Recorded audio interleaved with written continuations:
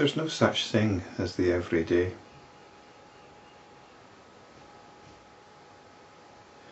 It's possible for us to get bored though, and to feel that our life is somewhat mundane. But if we feel that way, then the problem isn't with our external circumstances, but with our inner attitude. It means that our spiritual practice is weak. It's rather like being married to a beautiful spouse, but then eventually taking that spouse for granted and not really seeing them, and getting concerned with the trivialities and stresses of your own existence. And the beauty that's right next to you, that has chosen to be with you for the rest of your life, is essentially forgotten. This is the situation we're in as spiritual practitioners. We forget about our relationship with everything that's going on. We forget about the miracle of our own existence. So part of spiritual practice is being awake to the moment, awake to the infinite variety of experiencing that is happening right here and right now. We are not separate from it. We are not remote from it.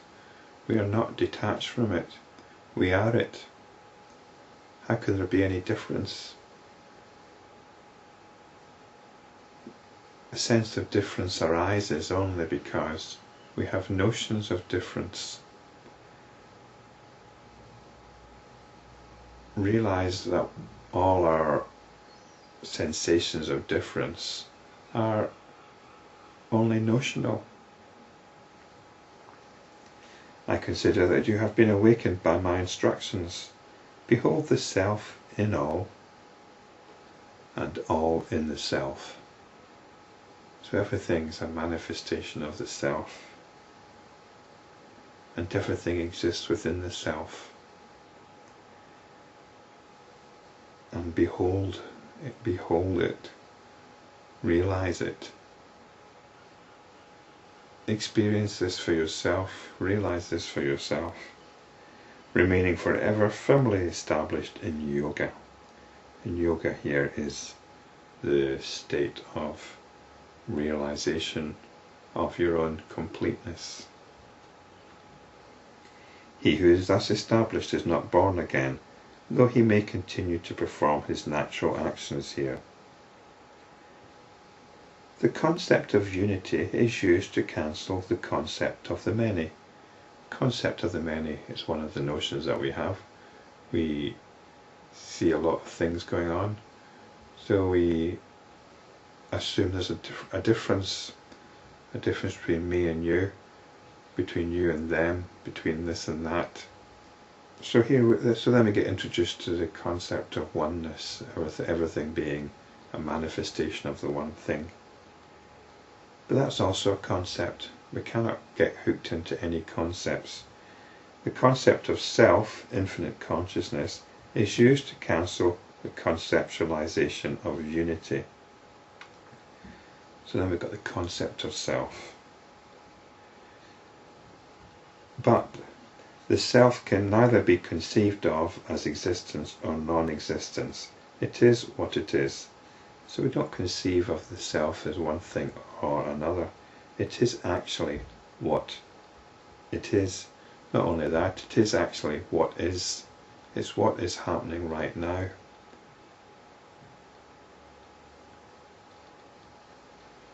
The inner light that shines is pure experiencing in all beings. That alone is the self, which is indicated by the word I. This is for certain. Is there any doubt that there is experiencing going on?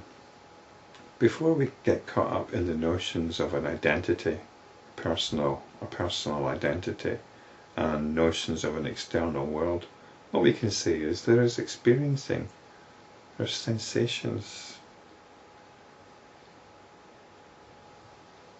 feelings.